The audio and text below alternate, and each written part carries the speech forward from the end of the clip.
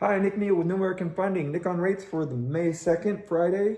We had a really good week going. We've got Sebastian out here on his excavator and bulldozer building momentum through the week. We had really good numbers, bad numbers for the economy. Bad, it's so sad to say that, but we want to see negative, not necessarily negative, but just slowing economy, lowering inflation, so that the Fed will start dropping rates and interest rates will get back down again for us. So we like to see things slowing, not necessarily bad for the economy, but yes, bad for the economy.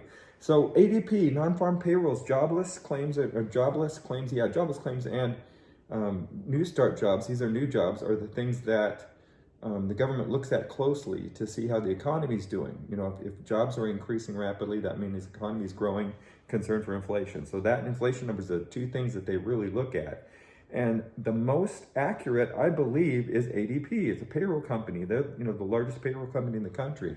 So they're in control of numbers that really show what's happening with new jobs being created. And we just got hammered. We had 62,000 new jobs created, expecting 114,000 for this last month. So that is a really low number. That was good for interest rates and good for treasuries. And then GDP, minus 0.3, that's recessionary. So you have to have two quarters, that's for the first quarter of the year, have to have two quarters in a row for it to actually be called a recession. But that's a recessionary number. We're actually shrinking. GDP was shrinking for the first quarter. So again, slowing economy, that's good.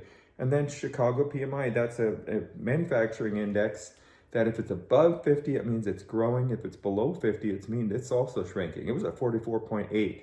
So that's another low number that shows signs of the economy shrinking. So all those things were good for us.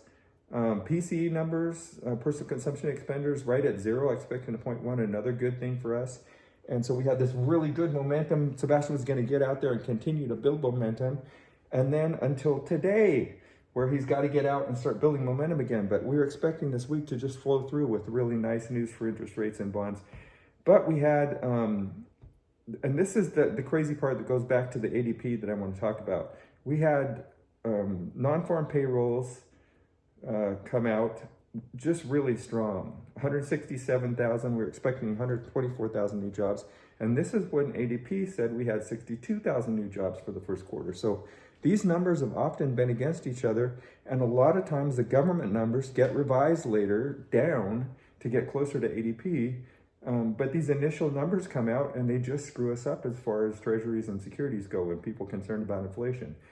Because they see these growing job numbers coming from the government, which don't always seem to be that accurate. We really had a lot of that happening last year. Thought it maybe was something to do with Biden trying to strengthen his campaign, showing that the economy was still growing.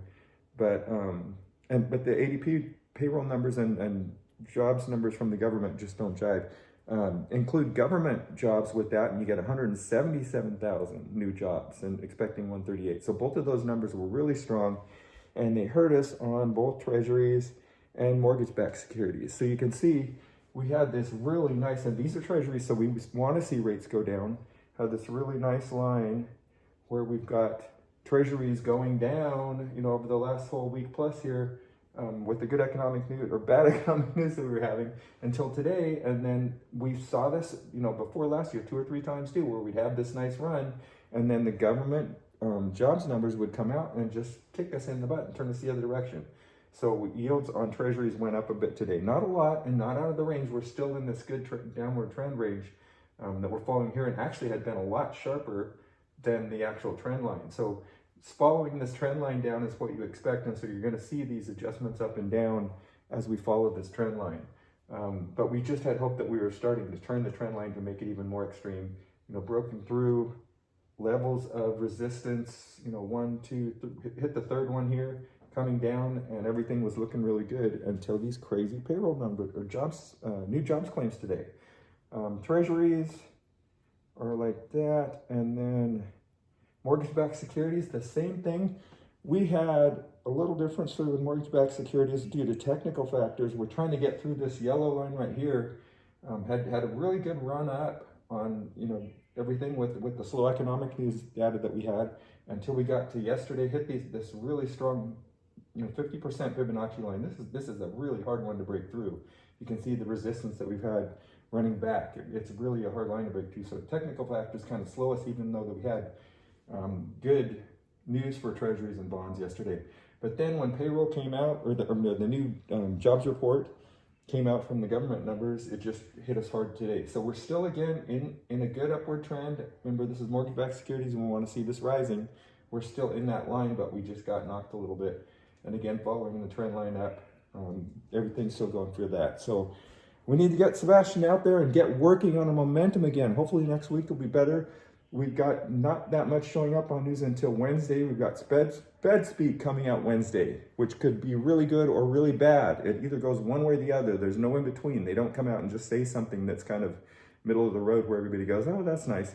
They usually say something extreme one way or the other. And I'm hoping they will listen to ADP. They'll listen to the numbers from this week and not pay so much attention to the government release numbers, because I just think they're too high. I don't think they're right. But anyway, rates are still looking good. We just need Sebastian to build more momentum.